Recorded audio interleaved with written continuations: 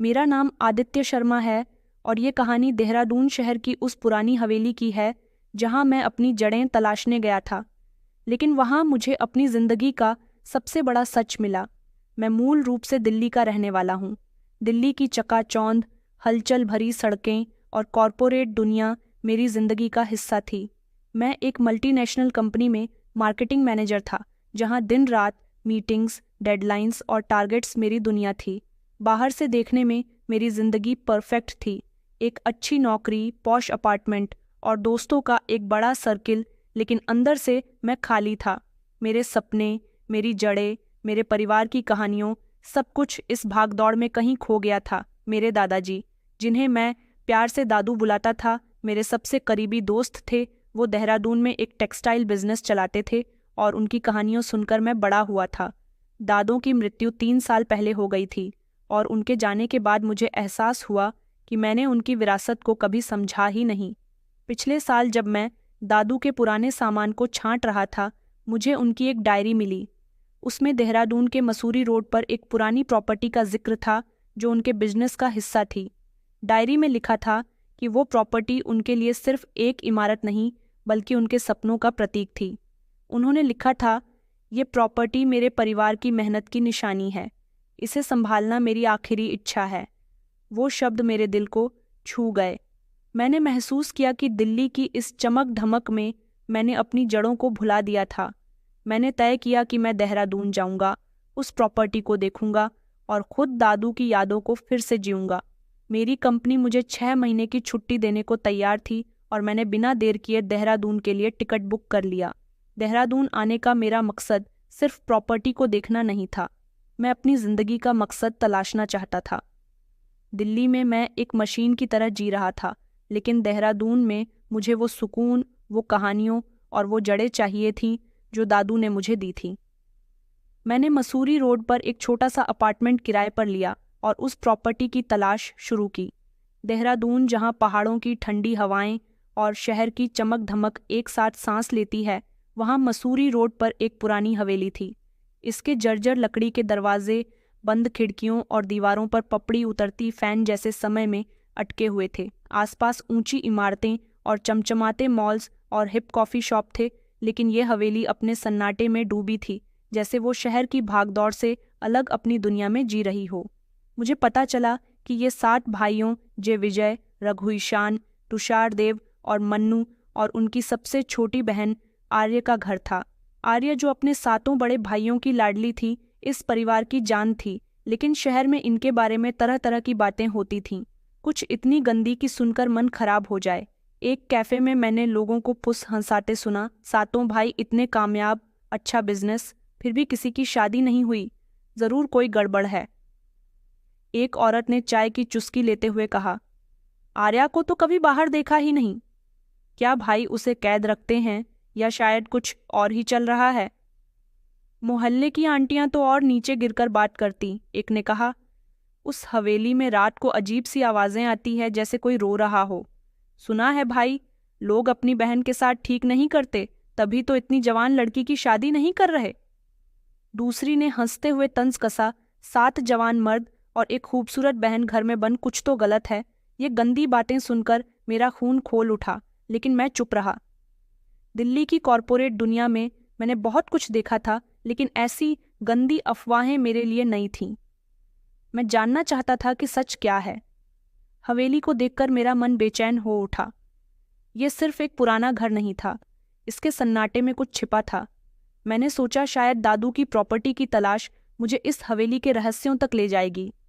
मैंने एक local coffee shop में जैसे मुलाकात की, वो गंभीर था।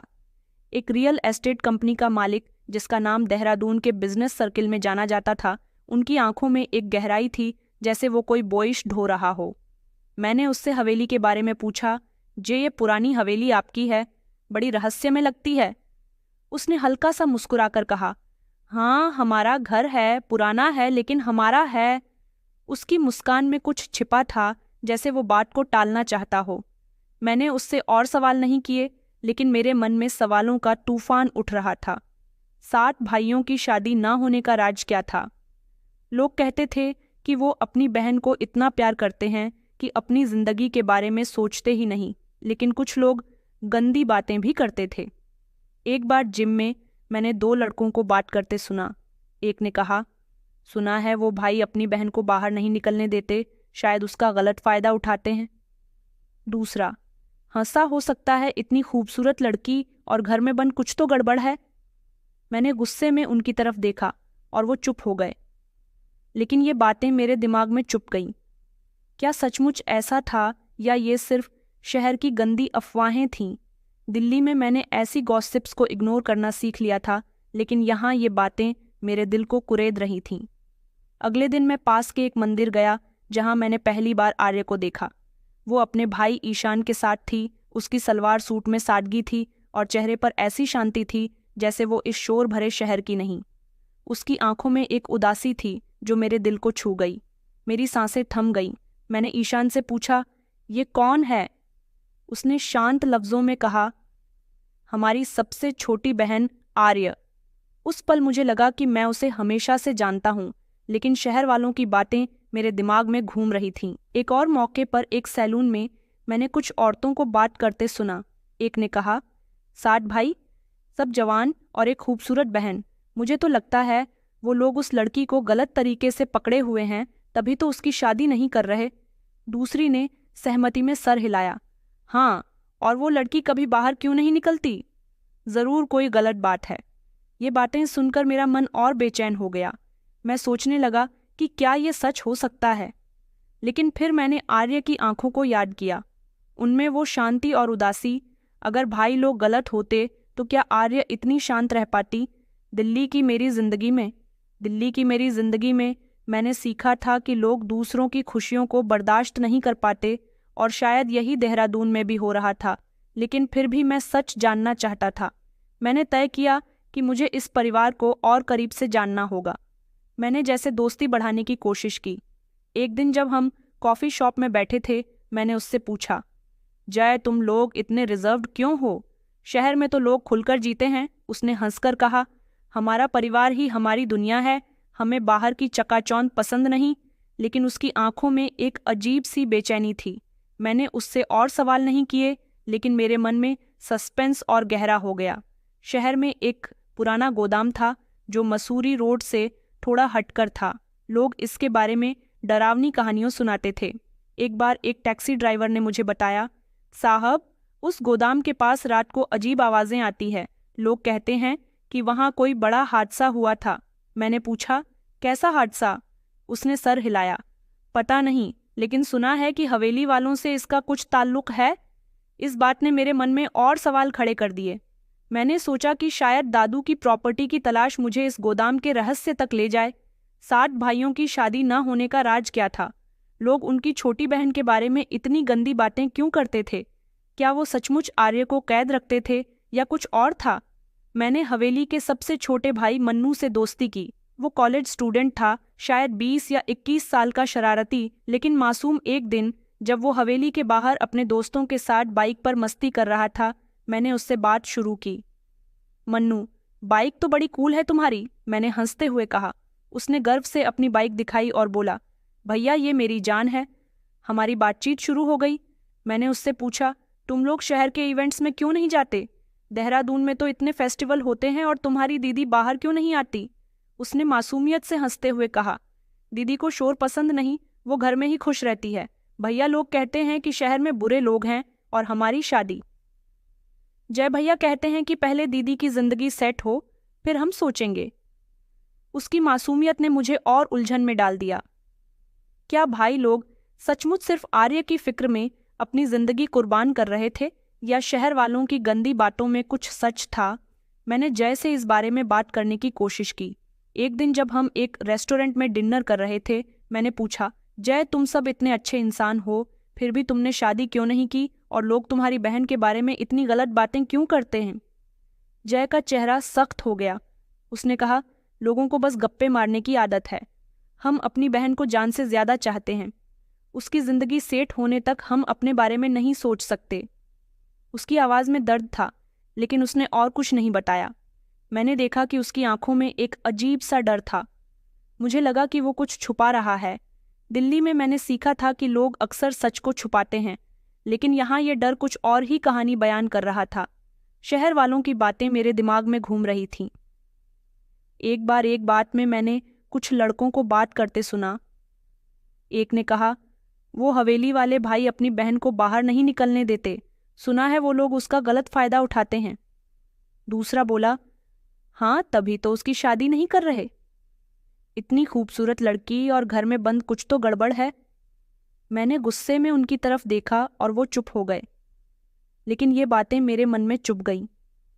मैं सोचने लगा कि क्या ये सच हो सकता है। लेकिन फिर मैंने आर्य की आंखों को याद किया। उनमें वो शांति बहुदासी। अगर भाई लोग गलत होते तो क्या आर्य इतनी शांत रह पाती? मैंने तय किया कि मुझे इस परिवार को और करीब से जानना होगा। मैंने मनुष्य और बातें की। उसने बताया कि आर्य बहुत अच्छी कहानियां सुनाती है, लेकिन वो हमेशा घर में रहती है। भैया लोग कहते हैं कि बाहर की दुनिया में खतरा है। उसकी बातों से मुझे लगा कि भाइयों का आर्य के प्रति प्यार सच्चा है। लेकिन फिर शहर वालों की गंदी बातें क्यों? मैंने एक बार जैसे पूछा, लोग तुम्हारे परिवार के बारे में इतनी गलत बातें क्यों करते हैं? उसने गहरी सांस ली और कहा, लोगों को दूसरों की जिंदगी में ताकझांक करने की आदत है। हमारी बहन हमारी जान है, हम उसे कभी दुख नहीं दे सकते। उसकी बातों में सच्चाई थी, लेकिन अधूरी। मुझे लगा कि हवेली का सन्नाटा और शहर वालों की खुशबू साहटे किसी बड़े राज की ओर इशारा कर रही थी। हर रात जब मैं अपने अपार्टमेंट में लेटता, हवेली की ओर से आने वाली हवा की साई साई की आवाज़ मुझे और बेचैन कर देती।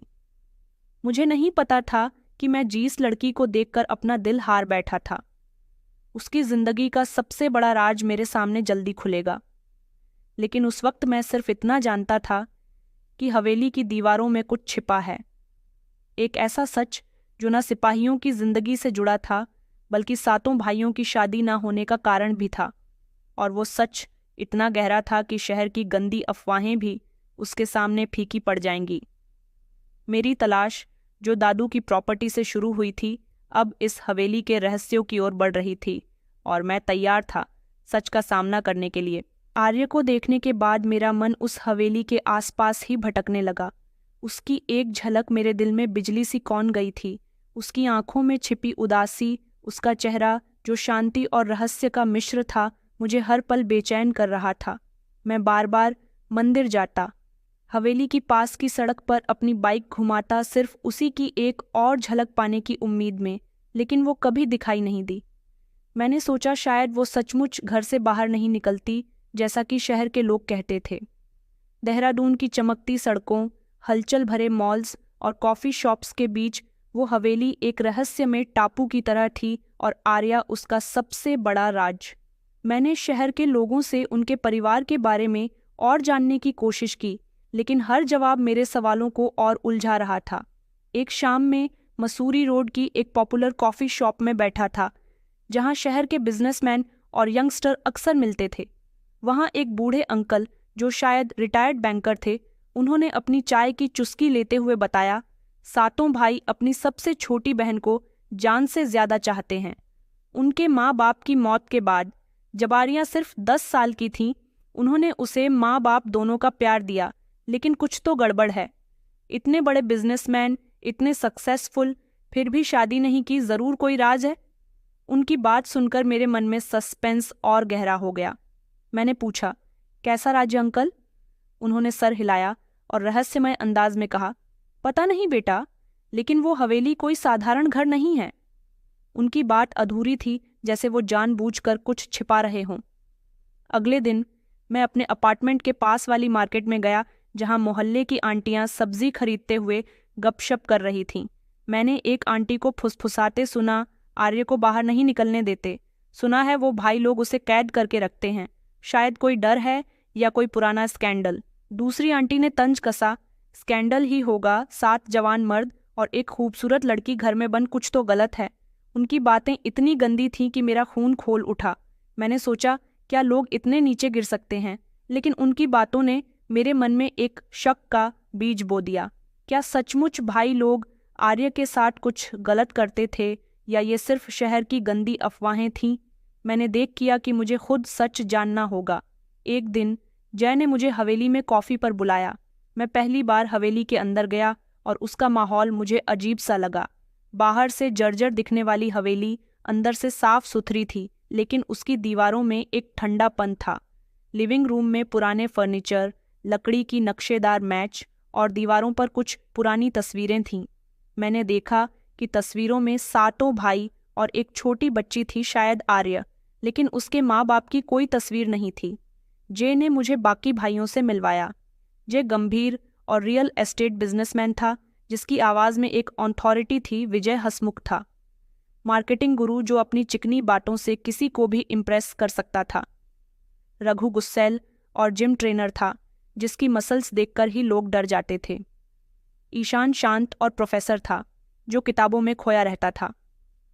तुषार मासूम और शेफ था, जिसने कॉफ़ी के साथ हमें अपने हाथ की कुकीज़ खिलाई। देव आर्टिस्ट था, जिसकी पेंटिंग्स हवेली की दीवारों पर टंगी थीं। और मन्नू कॉलेज स्टूडेंट, जो अभी भी बच्चा सा रखता था। सभी अलग थे, लेकिन एक बात कॉमन थी, आर्य के लिए उनका प्यार। मैंने जय से पूछा, आप लोग इतने रिजर्व क्यों हैं?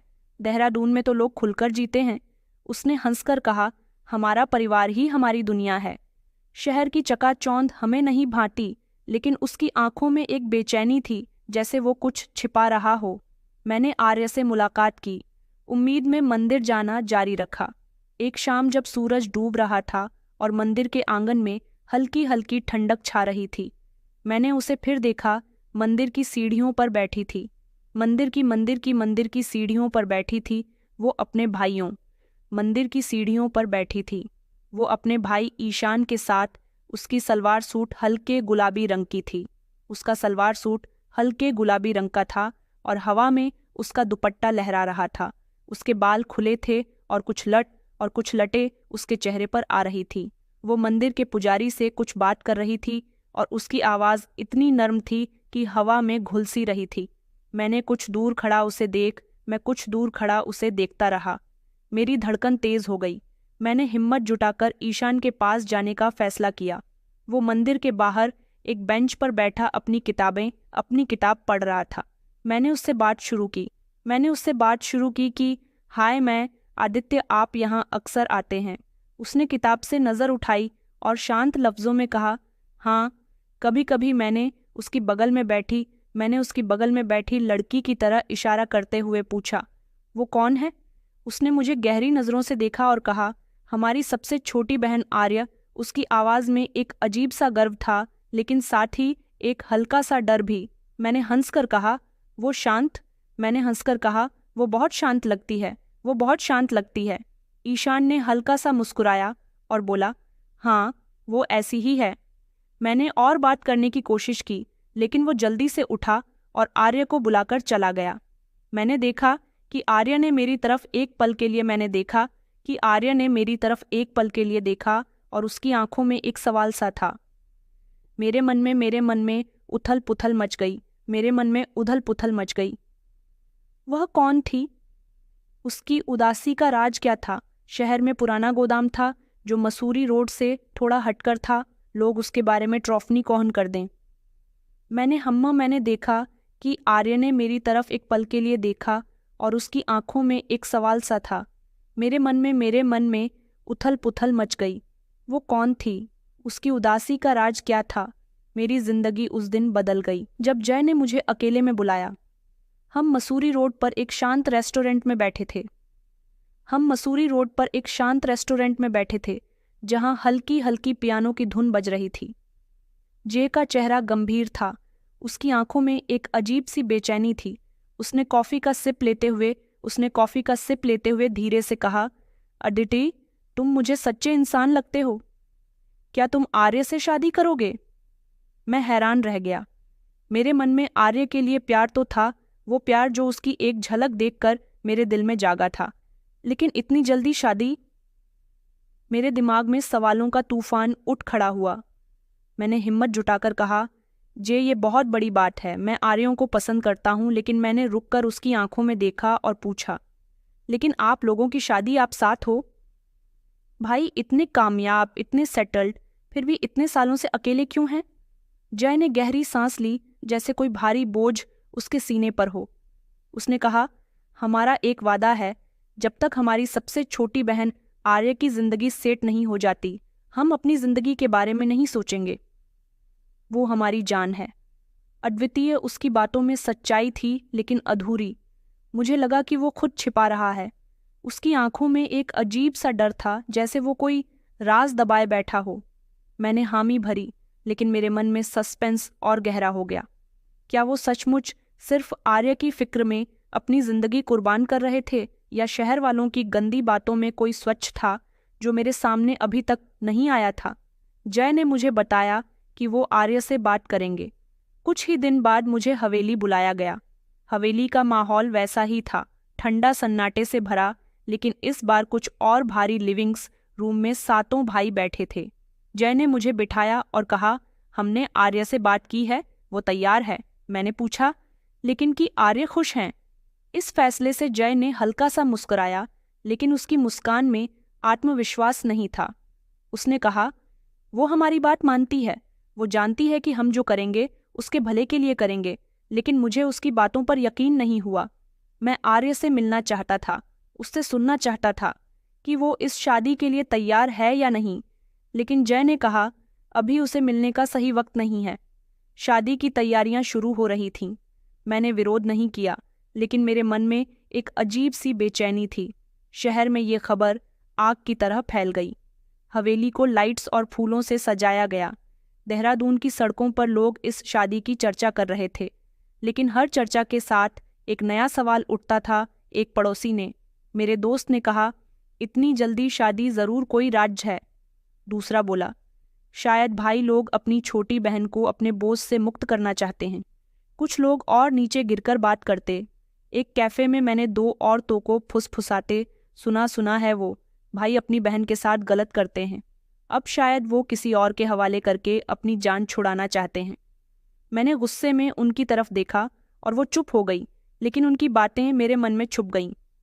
क्या सचमुच ऐसा था, या ये सिर्फ शहर की गंदी अफवाहें थीं? शादी का दिन आया। हवेली रंग बिरंगी रोशनी और फूलों से सजी थी। मेहमानों की भीड़ थी, लेकिन 7 भाई हर पल पर नजर रखे हुए थे। मैं बारात लेकर हवेली पहुंचा। जब मैंने आर्य को देखा तो मेरी सांसें थम। वो दुल्हन के लहंगे में बेहद खूबसूरत लग रही थी। उसका लहंगा गहरे लाल रंग का था, जिस पर सुनहरी जरी का काम चमक रहा था। उसके माथे पर मांग टीका, गले में भारी हार और हाथों में चूड़ियां। वो किसी राजकुमारी से लग रही थी, लेकिन उसकी मुस्कान में वो चमक नहीं थी। उसकी आंखों में एक अजीब सा डर था, जैसे वो किसी अनजाने खतरे से डर रही हो। मैंने उससे नजरें मिलाने की कोशिश की, लेकिन उसने नजरें झुका लीं। शादी की रस्में शुरू हुई।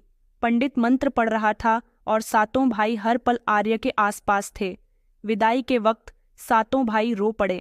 जय ने आर्य को गले लगाया और बाकी भाइयों ने भी उसे बारी बारी से गले लगाया, लेकिन आर्या खामोश थी। उसने एक भी आंसू नहीं बहाया। उसकी चुप्पी मुझे परेशान कर रही थी। क्या वो इस शादी से खुश थी, या उसे मजबूर किया गया था? विदाई के बाद सब मेरे घर पहुंचे, जो देहरादून के पॉश इलाके में एक आलीशान अपार्टमेंट था। मेरा परिवार प्यार करने वाला था। मेरी माँ ने आर्या का गर्मजोशी से स्वागत किया और मेरी बहन ने उसे अपने 7 कमरे में ले जाकर सेटल किया। लेकिन आर्या उदास थी। वो हंसती बातें करती, लेकिन उसकी आंखों में खालीपन था। मैंने उससे पूछा, आर्य क्या बात है, तुम खुश नहीं हो? वो हल्का सा मुस्कुराई और बोली, बस मुझे थोड़ा समय चाहिए, सब ठीक हो जाएगा। लेकिन उसकी बातों में वो यकीन नहीं था जो मुझे चाहिए था।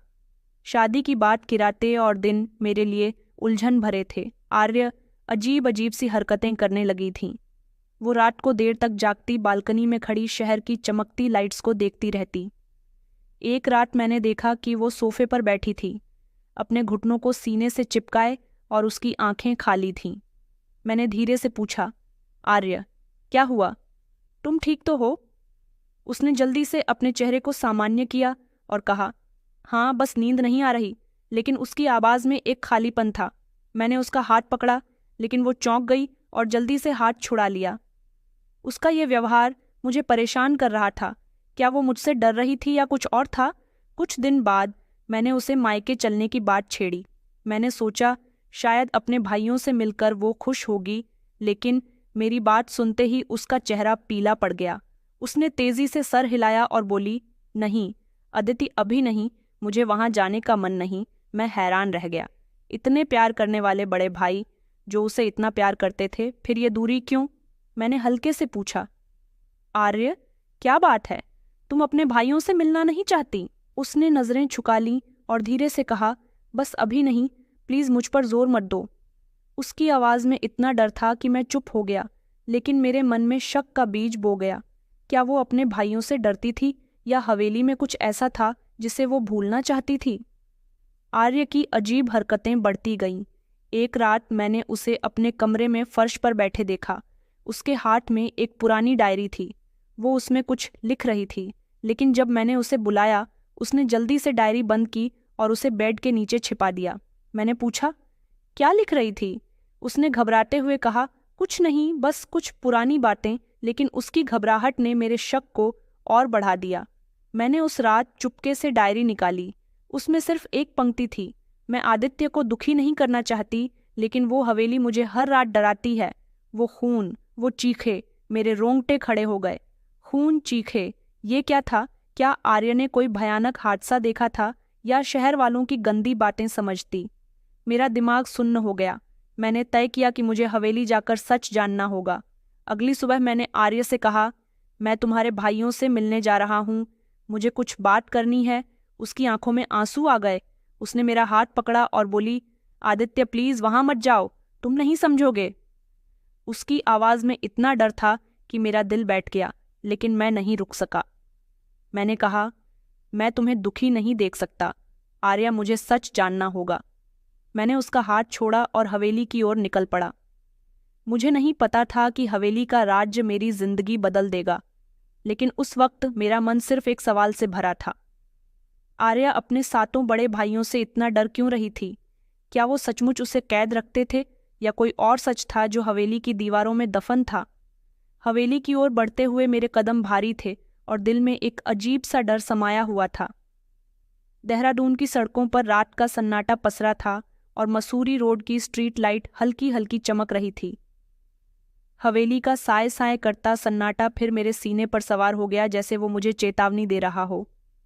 मैंने जंजर लकड़ी के दरवाजे पर दस्तक दी। कुछ पल की खामोशी के बाद दरवाज़ा खुला और जो सामने खड़ा था उसकी आंखों में एक अजीब सी बेचैनी थी, लेकिन उसने मुस्कुराने की कोशिश की।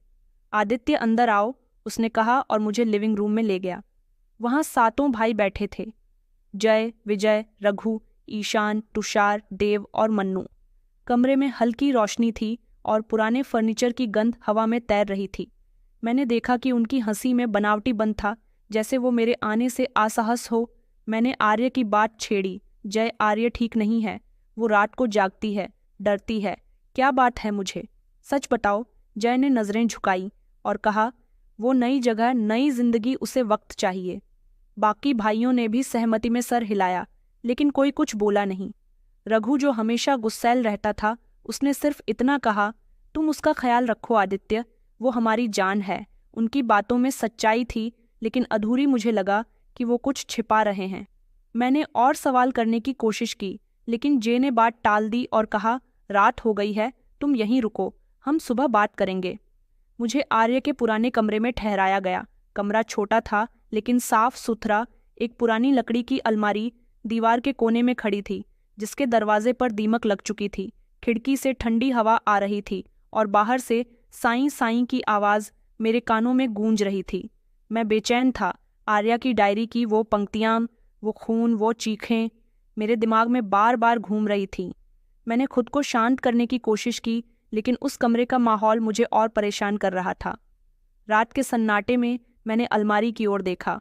वो मुझे जैसे बुला रही थी। मेरे मन में एक अजीब सा डर था, लेकिन जिज्ञासा उससे बड़ी थी। मैंने हिम्मत जुटाई और अलमारी खोली।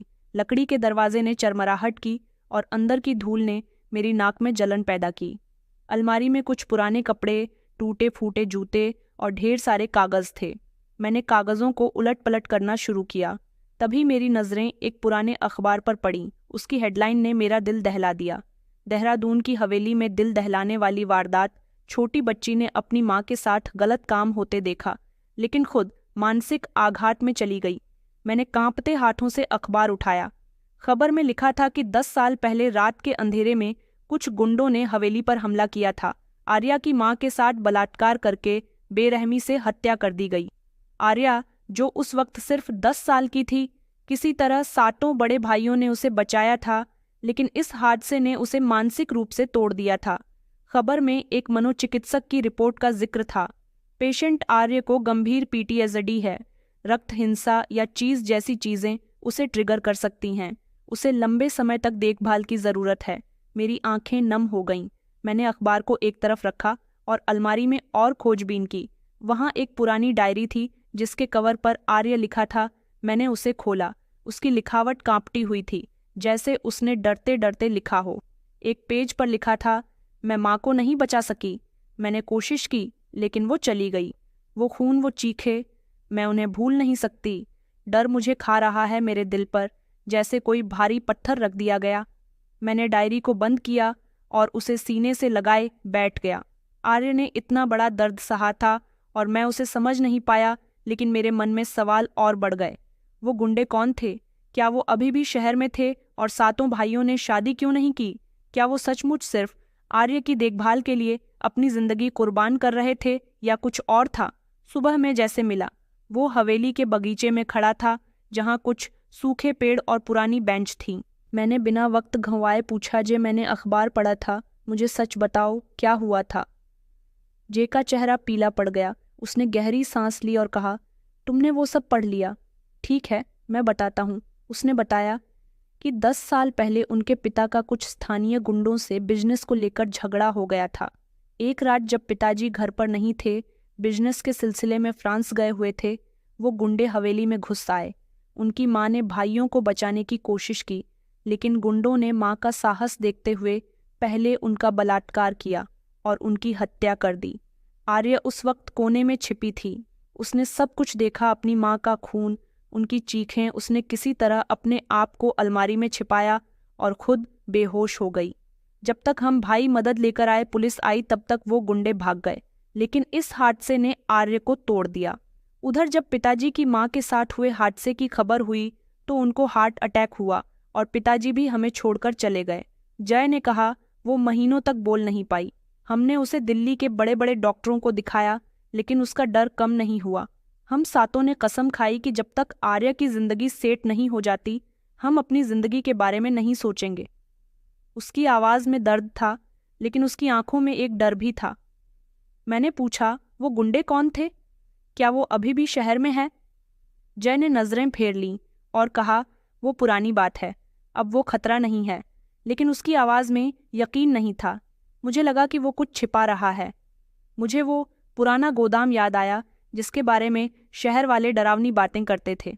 मैंने जैसे पूछा, उस गोदाम का क्या चक्कर है? लोग कहते हैं कि वहाँ रात को अजीब आवाज़ें आती हैं।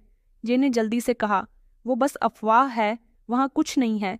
लेकिन उसकी घबराहट ने मेरे शक को और बढ़ा दिया। मैंने तय किया कि मुझे और गहराई में जाना होगा। मैंने जैसे कहा, मैं आर्य के लिए सच जानना चाहता हूँ। अगर कुछ छिपा है तो मुझे बताओ। जे ने मेरी आंखों में देखा और कहा, अदिति, तुम उसका ख्याल रखो, वो हमारी जान है। और हाँ, उसे हवेली की बातें मत याद दिलाना, वो उसे ट्रिगर करती है। उसकी बात उन्होंने मेरे मन में और सवाल खड़े कर दिए। मैं हवेली से निकला, लेकिन मेरा मन शांत नहीं था। मैं सोच रहा था कि आर्य का डर सिर्फ उस हादसे की वजह से था या कुछ और था। क्या वो गुंडे अभी भी शहर में थे और जे क्यों इतना डर रहा था?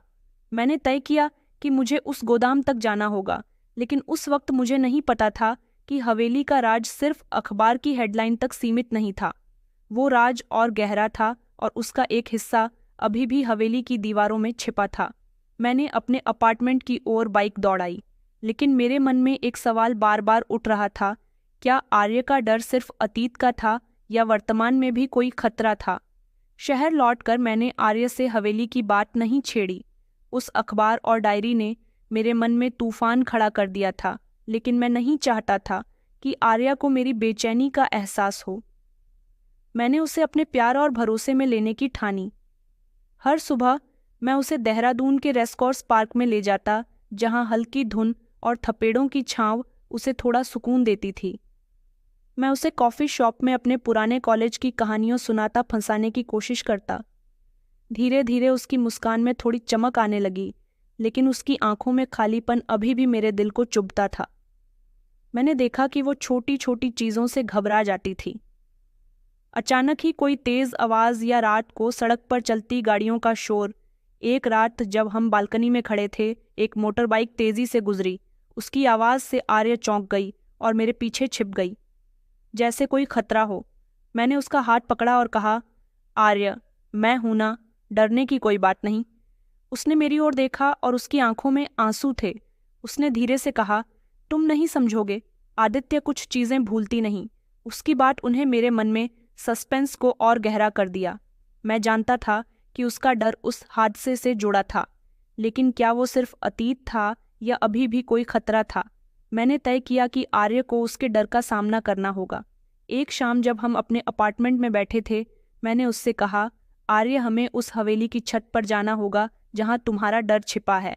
जब तक तुम उसका सामना नहीं करोगी, ये तुम्हें खाता रहेगा। मेरी बात सुनकर वो कांप उठी।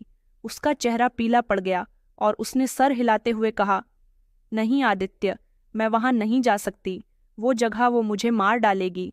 उसकी आवाज़ों में इतना डर था कि मेरा दिल बैठ गया, लेकिन मैंने उसका हाथ पकड़ा और कहा, मैं तुम्हारे साथ हूँ, तुम अकेली नहीं हो। मेरे भरोसे ने उसे थोड़ी हिम्मत दी और वो मान गई। अगले दिन हम हवेली के लिए निकले। रास्ते में वो खामोश थी। उसकी उंगलियां मेरे हाथों में कसकर जकड़ी थीं। हवेली पहुंचते ही उसका शरीर कांपने लगा। मैंने उसे गले लगाया और कहा, तुम मुझ पर भरोसा करो, सब ठीक होगा। जय और बाकी भाइयों को मैंने पहले ही बता दिया था कि हम आ रहे हैं। वो हमें गेट पर मिले, लेकिन उनकी आंखों में भी एक अजीब सा डर था। हवेली के अंदर वो सन्नाटा फिर से मेरे सीने पर सवार हो गया। मैंने आर्य को उसके पुराने कमरे में ले जाने का फैसला किया। कमरे का दरवाज़ा खोलते ही ठंडी हवा का झोंका आया और आर्या ने मेरी बाजू और कसकर पकड़ ली। कमरे में वही पुरानी अलमारी थी, वही सादा बिस्तर और दीवार पर एक छोटी सी तस्वीर जिसमें आर्य अपनी माँ के साथ हंस रही थी। आर्य की नज़र उस कोने पर पड़ी जहां उसने अपनी माँ को मरते देखा था। उसकी आंखें फैल गईं और वो चीख पड़ी, माँ माँ, मुझे मत छोड़ो। उसकी चीख इतनी तीखी थी कि मेरे रोंगटे खड़े हो गए। वो मेरे सीने से लिपट गई और बेहोश हो गई। मैं घबरा गया। मैंने उसे बिस्तर पर लेटाया और जय को बुलाया। जय और ईशान दौड़े आए। जय ने आर्य के मुंह पर पानी छिड़का और ईशान ने उसका हाथ पकड़कर धीरे धीरे सहलाया। कुछ देर बाद आर्य की आंखें खुलीं, लेकिन उसका चेहरा अभी भी पीला था। उसने मेरी ओर देखा और धीरे से कहा, मुझे माफ़ कर दो। देती है, मैं कोशिश कर रही हूँ। मैंने उसका माथा चूमा और कहा, तुमने बहुत हिम्मत दिखाई। अगले एक हफ्ते तक मैंने आर्या की देखभाल की। हम हवेली में ही रुके क्योंकि जय ने कहा कि उसे अचानक शहर ले जाना ठीक नहीं होगा। धीरे धीरे आर्य की हालत सुधरी। एक सुबह जब वो हवेली के बगीचे में बैठी थी, उसने मुझसे कहा, मेरा डर हवेली से नहीं, उन यादों से था। तुमने मुझे सिखाया कि डर तो जीता जा सकता है। उसकी आंखों में पहली बार एक हल्की सी चमक थी। मैंने उसे गले लगाया, लेकिन मेरे मन में अभी भी सवाल थे। मैं जानता था कि कहानी अब भी खत्म नहीं हुई थी। उस रात जय ने मुझे अकेले में बुलाया। उसने धीरे से कहा, अदिति, तुमने आर्य को बहुत हिम्मत दी, लेकिन एक बात और है, उन गुंडों में से एक बेहरू अभी भी शहर के बाहरी इलाके में छिपा है। मेरे रोंगटे खड़े हो गए। मैंने पूछा, क्या वो अभी भी खतरा है? जय ने नजरें झुकाईं और कहा, हमें नहीं पता, लेकिन लोग कहते हैं कि वो गोदाम के आसपास दिखता है। मैंने शहर वालों की बातें याद की। एक बार एक टैक्सी ड्राइवर ने बताया था वो बहरू रात को गोदाम के पास दिखता है। लोग कहते हैं वो भूत बन गया है। मेरे मन में डर था, लेकिन आर्य के लिए मैं तैयार था। मैंने जैसे कहा, हमें इस खतरे को खत्म करना होगा। आर्य तब तक पूरी तरह ठीक नहीं होगी। जे ने मेरी ओर देखा और उसकी आंखों में एक अजीब सा मिश्रण था, डर और आभार का। मैंने तय किया कि मुझे उस गोदाम तक जाना होगा और बहरू का सच जानना होगा, लेकिन उस वक्त मुझे नहीं पता था कि ये सच ना सिर्फ आर्य के डर को खत्म करेगा, बल्कि हवेली के सन्नाटे को भी तोड़ देगा। आर्य के डर का सामना करने के बाद मेरा मन शांत नहीं था। जे ने बहरू के बारे में जो बताया वह मेरे दिमाग में बार बार गूंज रहा था। वो गुंडा जिसने आर्य की माँ की हत्या की थी, अभी भी देहरादून के बाहरी इलाके में छिपा था। मैंने तय किया कि इस खतरे को खत्म करना होगा ताकि आर्या पूरी तरह अपने डर से मुक्त हो सके। मैंने जय और बाकी भाइयों को बुलाया। एक रात हम हवेली के लिविंग रूम में बैठे। कमरे में हल्की रोशनी थी और बाहर से ठंडी हवा खिड़कियों से टकरा रही थी। मैंने कहा, जय, हमें भैरू को ढूंढना होगा। अगर वो अभी भी शहर में है तो आर्य कभी चैन से नहीं जी पाएगी। जय की आंखों में डर था, लेकिन उसने सहमति में सर हिलाया। विजय, जो हमेशा हंसमुख रहता था, उसने कहा, आदित्य, ये खतरा हो सकता है। भैरू अकेला नहीं है, उसके कुछ पुराने साथी भी हो सकते हैं। रघु ने अपनी भारी आवाज में कहा, खतरा हो या नहीं, हम अपनी बहन के लिए कुछ भी करेंगे। बाकी भाइयों ने भी हामी भरी। मैंने देखा कि सातों भाइयों में आर्य के लिए कटूट प्यार था, जो मुझे और हिम्मत दे रहा था। हमने योजना बनाई कि अगली रात हम उस पुराने गोदाम जाएंगे जहां भेरू के छिपे होने की बात थी। अगली रात देहरादून की सड़कों पर सन्नाटा पसरा था। वो सातों भाई और मैं एक पुरानी जीप में गोदाम की ओर निकले। गोदाम शहर के बाहरी हिस्से में था, जहां स्ट्रीट लाइट की रोशनी भी फीकी पड़ जाती थी। आसपास जंगली झाड़ियां और टूटी फूटी सड़कें थीं। गोदाम की इमारत जर्जर थी, जिसकी दीवारें ढह रही थीं। हमने जीप को थोड़ी दूर खड़ा किया और पैदल गोदाम की ओर बढ़े। रात का सन्नाटा डरावना था और हवा में साए साए की आवाज़ गूंज रही थी। मेरे मन में डर था, लेकिन आर्य की वो चीखें, माँ मुझे मत छोड़ो, मुझे वो पीछे हटने नहीं दे रही थी। हम गोदाम के मुख्य दरवाजे तक पहुंचे। जय ने फुसफुसाते हुए कहा, सावधान रहो, वो कहीं भी हो सकता है। मैंने टोर चलाई और अंदर कदम रखा। गोदाम के अंदर धूल और सड़ान की गंध ही, पुरानी लकड़ी के टोकरे और जंग के लगे लोहे के ड्रम बिखरे पड़े थे। तभी एक कोने से हल्की सी खटपट की आवाज आई। हम सब सतर्क हो गए। रघु ने अपनी मुट्ठियां कसी और ईशान ने मुझे इशारा किया कि धीरे चलो। अचानक एक बूढ़ा आदमी अंधेरे से निकला।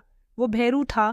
उसकी उम्र 60 के आसपास थी, लेकिन उसकी आंखों में वही क्रूरता थी जो शायद 10 साल पहले भी थी। उसका चेहरा झुर्रियों से भरा था और कपड़े मेले थे। उसने हमें देखकर हंसते हुए कहा, तो तुम लोग फिर आ गए, क्या चाहते हो? जे ने गुस्से में कहा, तूने हमारी माँ को मारा भैरू, और अब तो हमारी बहन को डरा रहा है। भैरू ने ठहाका लगाया, तुम्हारी बहन, वो तो अभी भी उस रात को याद करती है ना? मैंने कुछ नहीं किया, वो खुद अपने डर में जी रही है। उसकी बातों ने मेरा खून खौला दिया। मैंने आगे बढ़कर कहा, बस बहुत हो गया, आज तेरा हिसाब होगा। तभी भैरू ने जेब से एक चाकू निकाला, लेकिन रघु ने तेजी से उसका हाथ पकड़ लिया और चाकू फर्श पर गिरा दिया। एक तनावपूर्ण टकराव के बाद हमने उसे पकड़ लिया। मन्नू ने रस्सी लाकर उसे बांध दिया और जे ने पुलिस को फोन किया। कुछ ही देर में पुलिस आ गई और भैरू को ले गई। उसकी गिरफ्तारी ने मेरे मन से एक बोझ हटा दिया, लेकिन मेरा ध्यान आर्य पर था। क्या यह घटना उसके डर को पूरी तरह मिटा पाएगी? मैं हवेली लौटा और आर्य को सब बताया। उसकी आंखों में आंसू थे, लेकिन इस बार वो डर के नहीं, सुकून के थे। उसने कहा, आदित्य, तुमने मुझे मेरी जिंदगी वापस दी। अगले दिन वो हवेली के बगीचे में अपने सातों बड़े भाइयों से गले लगी। जय ने उसका माथा चूमा और बाकी भाइयों ने उसे बारी बारी से गले लगाया। वो पल इतना भावुक था कि मेरी आंखें भी नम हो गईं। शहर में ये खबर फैल गई और लोग अब आर्य को योद्धा कहने लगे। जो लोग पहले गंदी अफवाहें फैलाते थे, वो अब उसके साहस की तारीफ कर रहे थे। सातों भाइयों ने अपनी जिंदगी के बारे में सोचना शुरू किया। जय ने मुझे बताया कि वो अब शादी के बारे में सोच रहे हैं, क्योंकि आर्य अब सुरक्षित थीं। हवेली का सन्नाटा टूट चुका था। उसकी दीवारों में अब हंसी और उम्मीद की आवाज़ें गूंज रही थीं। आर्य और मैंने अपने अपार्टमेंट में एक नई जिंदगी शुरू की। वो अब रात को बालकनी में डरकर नहीं, बल्कि शहर की चमकती लाइट्स को मुस्कुराकर देखती थी। हम अक्सर बात में टहलते और वो मुझे अपने बचपन की कहानियाँ सुनाती। उसकी आंखों में अब वो खालीपन नहीं था। इस कहानी ने मुझे बहुत कुछ सिखाया। डर चाहे कितना भी बड़ा हो, उसे जीतने का एक ही तरीका है उसका सामना करना, और प्यार वो ताकत है जो हर राज को खोल सकता है, हर घाव को भर सकता है। आर्य की हिम्मत और सातों भाइयों का बलिदान मुझे हमेशा याद दिलाएगा कि परिवार का प्यार और एक दूसरे के लिए खड़े रहना ही जिंदगी की सबसे बड़ी ताकत है। इस कहानी का सबसे बड़ा सबक ये है कि अपने डर को गले लगाओ, क्योंकि उससे लड़ने में ही तुम्हारी असली जीत थी। और जब प्यार और हिम्मत साथ हो तो कोई भी सन्नाटा हमेशा के लिए टूट सकता है। तो दोस्तों, कहानी कैसी लगी कमेंट में ज़रूर बताएं। वीडियो अच्छी लगी तो इसे लाइक करें और हमारे चैनल को सब्सक्राइब करना ना भूलें। धन्यवाद।